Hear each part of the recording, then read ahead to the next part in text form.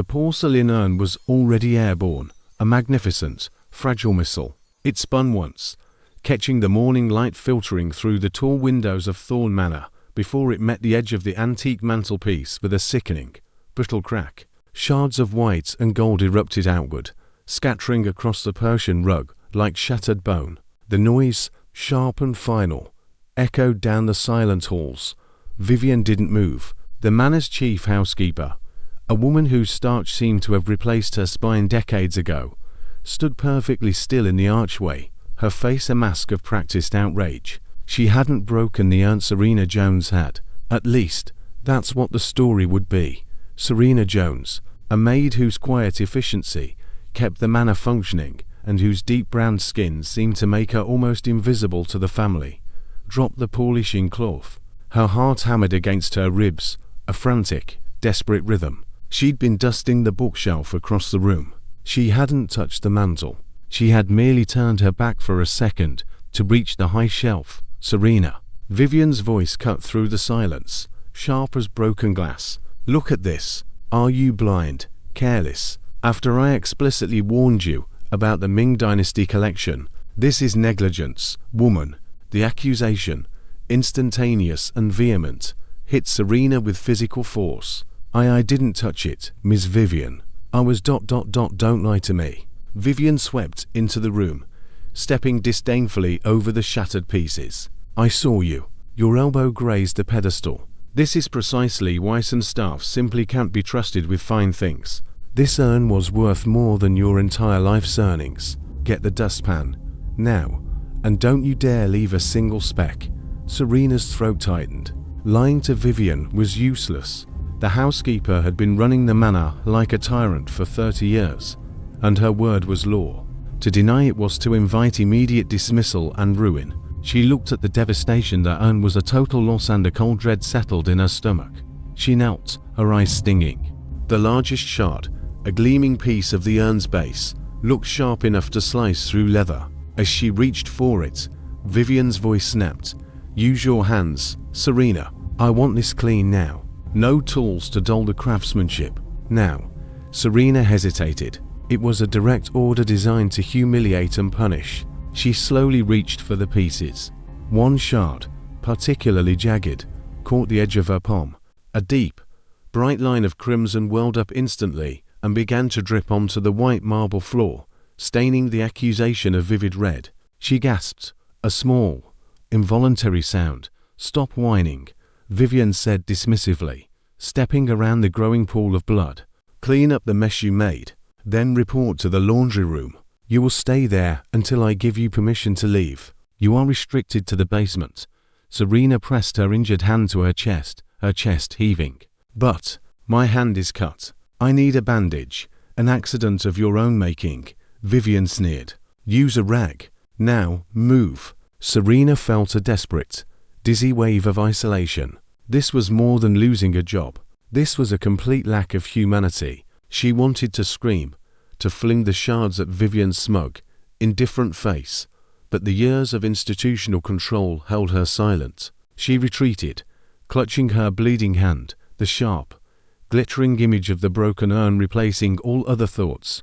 It was then that Ethan Thorne, the manor's heir, walked in.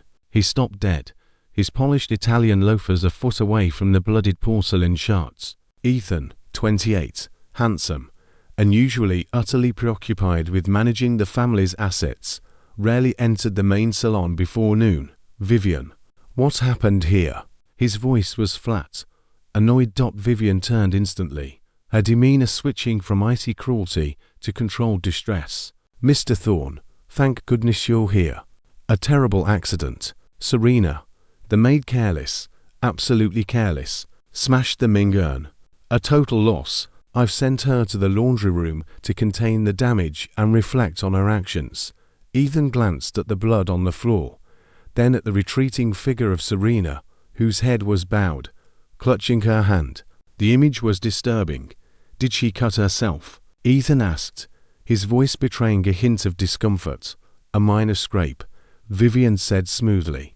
Honestly, Mr. Thorne, the girl is utterly incompetent. Perhaps we should consider termination. This is the third incident this year. Ethan sighed, already moving past the incident mentally. Handle it, Vivian. Just make sure it's handled discreetly. I have a meeting with the board at 3. He stepped carefully around the shattered vase, his focus already back on his phone. Serena disappeared down the service stairs. She felt the heavy weight of the injustice settle over her. Ethan, the man who could have offered a moment of clarity or even simple empathy, chose instead to accept the easy lie. In the dark, echoing laundry room, Serena slumped onto a basket of linens. She bound her palm tightly with a clean white rag, the throbbing pain a concrete reminder of her situation. She was invisible, replaceable, and condemned by a truth only she knew. A few minutes later, a shadow fell across the concrete floor. Ben, the elderly gardener, who moved with the quiet dignity of someone who knew every root and stone of the estate, stood over her. He was a man of few words, known for his unshakable loyalty to the Thorne family. He knelt, his eyes kind but troubled. "Serena," he whispered, his voice gruff. "Don't say a word. Just take this." He pressed a small, cold object into her good hand. It was a common, unmarked memory card. "What is this, Ben?" "The truth is never quiet, child," Ben said, glancing nervously toward the stairs. "Vivian has a hidden eye, an old system I saw. You deserve better. You tell young Mr. Thorne when the time is right, not now. Now, you wait." Before Serena could process his words or ask for more, Ben was gone, leaving her alone with the throbbing pain, the sterile smell of bleach, and the tiny plastic chip that hummed with a dangerous secret. The small, coded memory card burned a figurative hole in the pocket of Serena's stained uniform. For 3 days, she lived in the isolation of the basement, emerging only for the most necessary tasks under Vivian's sharp, watchful eye. Her injured hand throbbed, ignored by the manor's makeshift medical supplies, which Vivian had decreed she wasn't allowed to access. The silence, punctuated only by the rumbling of the old boilers, was a torment. She kept turning over Ben's words. The truth is never quiet. She had to get the card to Ethan. But how? She was a prisoner, and Ethan was a ghost. On the 4th morning, Ethan finally sought her out. He found her in the narrow basement corridor, collecting cleaning supplies. The air was thick with mildew and neglect, a stark contrast to the manicured luxury upstairs. "Serena," Ethan said, his voice hesitant in this unfamiliar space. He was dressed in a tailored suit, looking utterly out of place. "I am sorry about your hand," Vivian said. "It was just a scratch." Serena looked up, her expression guarded. Her eyes, usually soft, were now hard and distrustful. "It's fine, Mr. Thorne. I'm clumsy," as Miss Vivian said. His jaw tightened. "Stop it. I know you're not clumsy, and I know you're likely hiding down here because you're terrified of Vivian. I want to know what really happened." "Why?" Serena challenged, stepping back. "So you can verify Vivian's reports before you fire me. You already made your decision when you walked around the broken urn." Your silence agreed with her. Ethan's face flushed. The accusation landed squarely, hitting his neglected conscience. "That's unfair. I was busy.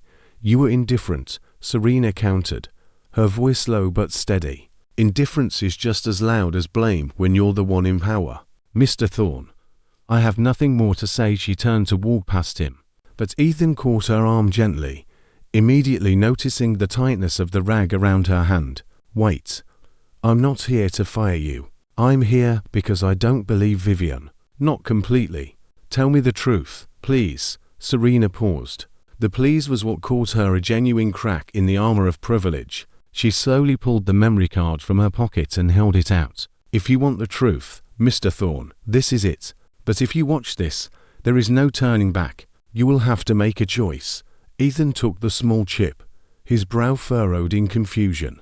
"What is this?" "Vivian's hidden eye," Serena said, her voice dropping to a whisper. "Ben told me. It's the video feed from the hall. Now, I have to get back to work." Ethan returned to his private study immediately. He inserted the card into a secure reader. The footage was grainy but clear. It showed Vivian, seemingly alone in the salon, Walking up to the urn, she looked around quickly, her face a mask of cold calculation, and with a slight, deliberate motion, she pushed the priceless porcelain urn off the ledge. He watched, aghast, as she then calmly stood back, waiting for Serena to return before beginning her performance. He stared at the screen, a knot of nausea tightening in his stomach. It wasn't just the vase, it was the casual, effortless cruelty, the manufactured guilt, the immediate acceptance by him, the heir. He had been complicit in a lie. Ethan found Serena later that afternoon, setting a dining table. His voice was unsteady. It was her, Vivian. She broke it. Serena, I am so sorry. For everything. For not seeing. For not caring. I was blind. Serena looked at him, her defenses finally beginning to crack. An apology doesn't fix a system, Mr. Thorne. It was always going to be me. Because of what I am. And what I'm not. I know, Ethan said firmly. And I want to change it. Not just for you, but for Ben, for everyone she's run off or hurt. I want you to head a formal, internal investigation. You know where the rot is. I'm giving you full access to all records, all archives. You report only to me. Will you accept? Serena hesitated. It was a massive leap, a terrifying opportunity. Only if the investigation is completely transparent, Mr. Thorne, and only if the goal is justice, not just damage control. Justice, Ethan confirmed, meeting her gaze. I swear it. The alliance was formed. Serena's first move was to investigate the manor's personnel files and financial records, areas Vivian had always guarded fiercely. They worked in secret, often late into the night, in Ethan's study. The grand luxury of the manor hiding their covert operation. Serena quickly noticed discrepancies in old employee trust documents. Vivian had created layers of paperwork, subtle alterations that funneled funds away from staff retirement accounts. This wasn't just about cruelty, it was about organized theft. Then, they found the box, hidden behind a false panel in the old accounting office, marked personal papers. Empty inside were the beautifully preserved papers of Ethan's late mother, Martha Thorne. Among them was the original last will and testament. Ethan read it, his eyes wide. His mother, an advocate for social equity, had established a massive staff welfare trust fund designed to support loyal employees and provide scholarships for their children. The fund was supposed to be overseen by an independent lawyer and dispersed 20 years ago. This fund, Ethan whispered, his voice trembling with anger and disbelief. It was never activated. Vivian kept this hidden for 2 decades. She was supposed to be my mother's executor. She didn't just maintain the hierarchy, Serena said, her voice cold. She suppressed your mother's legacy to protect her own wealth and power. She stole from everyone, Mr. Thorne, including you. The discovery of the suppressed will ignited a new, furious purpose in Ethan. His initial shame had hardened into cold, focused resolve. It wasn't just about Vivian's cruelty now. It was about 2 decades of systematic theft and betrayal that stained his mother's memory. She used Thorne Manor as her personal fiefdom, Ethan said. Pacing his study, the original will clutched in his hand. She made me believe she was protecting the family. But she was only protecting herself. Serena, now officially promoted to a temporary internal affairs consultant, felt a powerful mix of vindication and fear. Her new title shielded her, but it also made her a direct target. We need to move quickly, Ethan, Serena said, using his first name for the first time, a sign of their deepening partnership. She's smart. She have prepared a counterattack. She destroy the evidence we don't have. Let her try, Ethan said, calling an emergency meeting of the management board. The confrontation was brutal. Ethan sat at the head of the polished oak table, Serena seated to his right, her presence a silent, undeniable challenge to the old order. Vivian stood, initially poised and contemptuous, before her accusers. Vivian, Ethan began, his voice flat. You are relieved of all duties, effective immediately. We have discovered serious discrepancies. Vivian laughed a short, brittle sound that did not reach her cold eyes. Discrepancies. Mr. Thorne, you're upsetting yourself. You're letting that girl, that Maid, fill your head with fantasies because she broke an urn. You need to control your staff, not listen to their resentments. I have the security footage, Vivian, Ethan said, sliding the small memory card across the table. I watched you push the urn, and I have my mother's original will, the one establishing the staff trust fund, which you never executed. Vivian's composure finally fractured. Her face went pale, her lips tightening into a thin, angry line. That document is a forgery. You cannot prove anything. Your mother was ill. Her final wishes were contradictory. I protected this family from its own chaos. You protected your own wallet. Serena interjected calmly, speaking directly to Vivian for the first time. The forged documents you filed about the fund's closure match perfectly with the accounts of 4 employees who were wrongfully dismissed after asking about their retirement funds. I have the severance pay receipts. Vivian's gaze snapped to Serena, pure hatred blazing in her eyes. You think you've won, girl. You are nothing. A transient. A servant. You break things and steal opportunity. I've given my life to this family. You will not dismantle 30 years of loyalty with one little video clip and a sob story. The meeting devolved into chaos. Vivian threatened lawsuits, accusing Ethan of a psychotic breakdown and Serena of blackmail. The board, composed mostly of elderly men tied to Thorne family traditions, backed Vivian, fearing the scandal. This is madness, Ethan, one board member shouted. You are destroying the family's image over a maid. The family's image is the lie, Ethan retorted, slamming his hand down on the table. The truth is that my mother wanted justice, and Vivian suppressed it. I will honor my mother's true legacy, not this toxic hierarchy. Vivian was eventually escorted off the property by security, screaming accusations and threats. But the fight was far from over. Serena immediately encountered intense institutional resistance. The old guard on the board tried to freeze accounts, void Serena's promotion, and even attempted to discredit the original will as a copy. They won't stop, Ethan warned. They think they can wait us out. They think a few lawsuits will make us retreat into our shells. They won't, Serena vowed, because we have the most important thing they tried to bury, the truth. And I know where to look next. Serena's focus shifted from personnel files to the manor's deep financial ledgers. She was looking for patterns, not mistakes. After 3 days of poring over decades of records, the true scale of the betrayal became clear. Vivian hadn't just suppressed the fund. She had been systematically embezzling from the estate itself, diverting funds through phantom contracts and overbilling for services.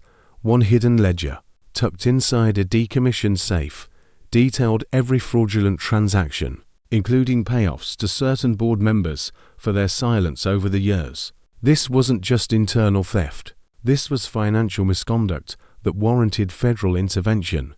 Ethan, Serena said, her voice shaking slightly, not with fear, but with the shock of discovery. This is big. This isn't just a maid's complaint. This is a federal crime. We call the federal authorities now, Ethan stated, his voice calm, the decision already made. We give them everything. We blow the whole thing open. The board, Vivian, everyone involved. The decision was made, but the risk was imminent. Vivian was gone, but her network was still in place. They knew they had to secure the ledger immediately. The hidden ledger was heavy, its pages filled with the cold mathematics of human betrayal. Ethan placed an urgent, confidential call to federal investigators, arranging an immediate meeting in the city. The manor, usually a quiet tomb of wealth, felt charged with silent tension. They had hours before the authorities could secure the documents. Vivian will know we have the books, Serena stated, securing the ledger in a lockbox. She is spies. We can't let her or the board access this.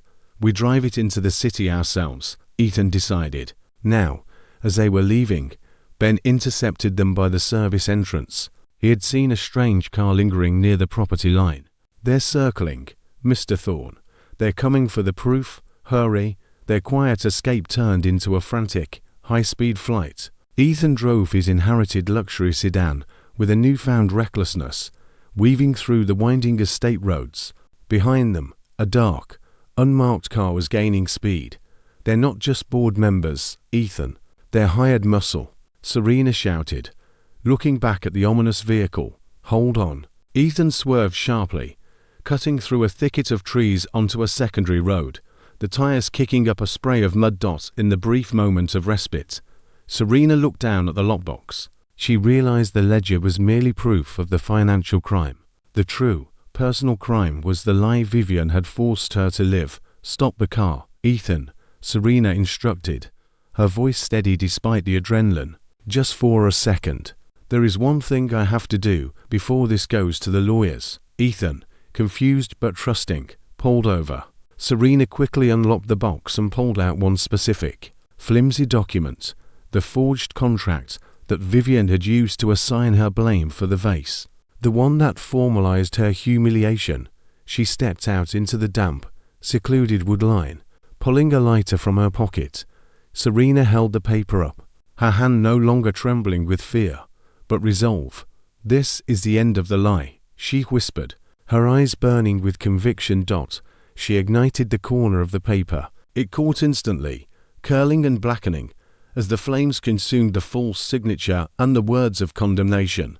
The fire was small, hot, and utterly purifying. She watched every bit turn to ash, a deliberate, symbolic reclamation of her dignity. Ethan watched her, his own expression one of quiet reverence. "Justice isn't just paperwork," Serena said, dropping the last of the embers into the wet dirt. "It's deciding what stories get to live, and which ones burn." They delivered the ledger to the investigators, and the hammer dropped swiftly and hard. The federal probe into the financial misconduct was devastating. The board members implicated were indicted, and Vivian, facing overwhelming evidence of embezzlement and fraud, was swiftly arrested. The injustice was not just exposed, it was legally dismantled. The cleanup was long, requiring months of meticulous work. Ethan used the full legal power of the Thorne estate to honor his mother's true will, establishing the Staff Welfare Trust Fund and restructuring the manor's entire operation. Serena's role became permanent. She was no longer a maid or a consultant. She was the director of institutional equity and operations, overseeing the internal affairs, ensuring transparency, and guiding the transition. The final transformation, however, was in the estate itself. "The manor can't just be fixed, Ethan," Serena said one evening, looking out over the immense, empty property. "It needs a new purpose. It needs to stand for what it once denied. It needs to give the unseen a home." Ethan agreed. He began the complicated process of repurposing the estate, dedicating its immense resources to provide a transitional home for foster children and displaced youth. The final scene took place a year later. The repurposed Thorne Manor, its grand halls filled with light and laughter, was thriving.